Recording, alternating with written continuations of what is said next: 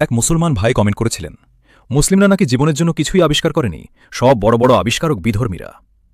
আমি তাকে একটা সহজ প্রশ্ন করতে চাই, আপনার হাতে যে মোবাইল ফোন সেটা কিভাবে তৈরি জানেন? আল খাওয়ারিজমে অ্যালজেব্রা না দিলে আজ কোনো কম্পিউটার, মোবাইল বা অ্যাপও সম্ভব হতো না। ওমর খায়াম ঘন সমীকরণ সমাধান ও ক্যালেন্ডার রিফর্মে অবদান রেখেছেন। ইবনু সিনা চিকিৎসা বিজ্ঞানে এমন ভিত্তি তৈরি করেছেন যার উপর দাঁড়িয়ে আধুনিক হাসপাতাল ও ওষুধ ব্যবস্থা গড়ে উঠেছে। আল রাজি ছোটপোকা চিকিৎসা, রসায়ন ও ভাইরাস সংক্রান্ত প্রাথমিক গবেষণা করেছেন। আল জাহরাবি আধুনিক সার্জারির জনক, যিনি ২০০-এর বেশি সার্জিক্যাল যন্ত্র তৈরি করেছিলেন। ইবনুল নাফিস ফুসফুসে রক্ত চলাচল আবিষ্কার করেছেন। ইবনুল হায়তাম দেখিয়েছেন আমরা কিভাবে দেখি, তার উপর দাঁড়িয়ে ক্যামেরা, ভিডিও, অপটিক্স সব সম্ভব হয়েছে। জাবির ইবনু হায়ান রসায়নের ভিত্তি তৈরি করেছেন, যেখান থেকে এসেছে ওষুধ, সুগন্ধি ও ল্যাব সিস্টেম।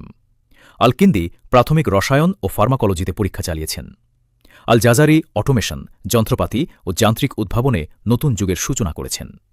বানু মুসা ব্রাদার্স প্রোগ্রামেবল যন্ত্র ও মেকানিক্যাল উদ্ভাবনে অবদান রেখেছেন। আল বিরুনি পৃথিবীর ব্যাসার্ধ নির্ণয় ও জ্যোতির্বিজ্ঞান উন্নয়নে কাজ করেছেন। আল ইদ্রিসি মানচিত্র তৈরিতে ইউরোপে শত বছর ধরে ব্যবহার হওয়া মানচিত্র দিয়েছেন।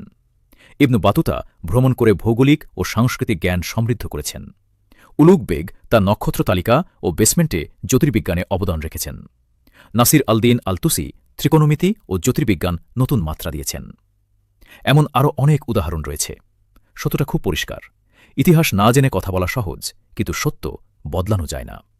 মুসলিমরা শুধু অবদানই রাখেনি, বরং আধুনিক বিশ্বের গণিত, বিজ্ঞান, চিকিৎসা, প্রযুক্তি, যান্ত্রিক উদ্ভাবন, ভৌগোলিক ও জ্যোতির্বিজ্ঞান সব ক্ষেত্রেই গুরুত্বপূর্ণ ভূমিকা রেখেছে।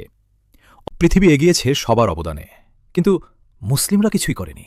বলা মানে ইতিহাসকে অস্বীকার করা এবং নিজের অজ্ঞতাকেই প্রকাশ করা।